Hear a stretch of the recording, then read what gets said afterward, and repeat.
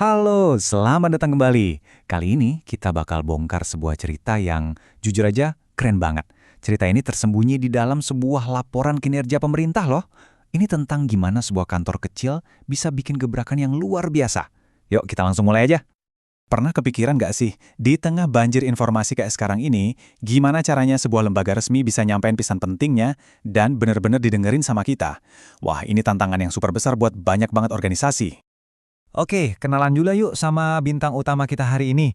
Kantor Urusan Agama atau KUA di Kecamatan Tanjung Gadang. Yap, sebuah kantor lokal yang kelihatannya sederhana di Indonesia, tapi punya misi yang penting banget buat masyarakatnya. Jadi, tugas mereka ini penting banget loh. Mereka harus nyampein info dari soal bimbingan nikah sampai program-program keagamaan. Tapi, ada tapinya.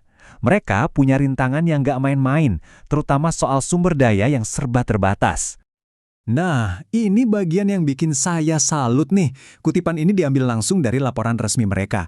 Ini nunjukin dedikasi yang wow, nggak ada peralatan dari kantor, nggak masalah. Mereka pakai HP dan laptop pribadi buat kerja. Bayangin, semua demi pesannya sampai ke masyarakat. Tapi dengan semua keterbatasan itu, mereka nggak nyerah gitu aja. Justru sebaliknya, mereka ngelakuin sesuatu yang pinter banget. Mereka bereksperimen.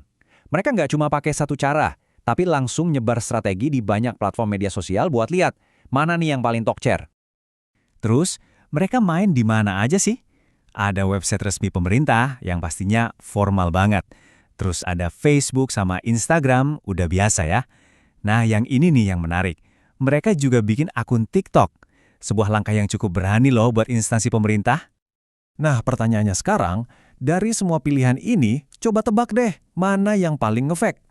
Kayaknya kebanyakan dari kita bakal langsung nebak website resminya kan? Ya iyalah, namanya juga komunikasi resmi. Well, siap-siap kaget ya, karena jawabannya sama sekali nggak kayak yang kita duga. Sekarang kita mau intip data mentah dari laporan kinerja mereka. Sudah siap? Oke, kita mulai dari website resminya. Dengan 10 artikel yang mereka unggah, mereka berhasil menjangkau 112 penonton. Yah, angka yang cukup wajar. Anggap aja ini angka dasarnya ya. Sekarang, coba lihat ini. Beralih ke TikTok. Cuma dengan 6 postingan video, lebih sedikit dari website loh. Mereka menjangkau lebih dari 2.000 penonton. Yap, Anda nggak salah baca. 2.033. Dan grafik ini nunjukin segalanya kan? Perbedaannya itu jauh banget. Bukan cuma beda tipis, tapi jomplang abis. Gimana ceritanya ini bisa terjadi? Oke, sekarang pertanyaannya bukan lagi apa yang terjadi, tapi kenapa ini bisa terjadi. Apa sih rahasia di balik kesuksesan TikTok buat kantor KUA ini? Jawabannya ada di cara kerja platformnya itu sendiri. Gini deh, website itu kayak tujuan. Kamu harus tahu alamatnya, niat datang ke sana buat cari info. Isinya juga kaku, formal, banyak tulisan. Nah, kalau TikTok itu mesin penemuan, algoritmanya yang aktif nyodorin konten video yang asik dan otentik ke hadapan kita. Bahkan tanpa kita cari. Kontennya yang nyariin kita, bukan sebaliknya. Jadi, ini dia kuncinya. Intisari dari strategi mereka. Tim KUA Tanjung Gadang ini paham betul prinsip dasar komunikasi zaman sekarang. Mereka nggak nunggu bola, tapi jemput bola. Mereka proaktif pergi ke tempat audiens mereka lagi pada ngumpul. Kisah dari sebuah kantor kecil di Indonesia ini sebenarnya ngasih kita pelajaran universal yang super penting. Nggak peduli siapapun kita atau organisasi apapun yang pengen pesannya didengar di era digital ini. Jadi apa aja poin pentingnya? Pertama, samperin audiensmu. Jangan suruh mereka nyamperin kamu. Kedua, jadi diri sendiri itu seringkali lebih ampuh daripada formalitas yang kaku. Ketiga, jangan pernah remehin platform-platform baru. Dan yang terakhir, ini favorit saya.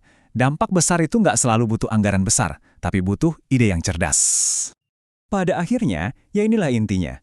KUA Tanjung Gadang itu nggak cuma nyebar informasi.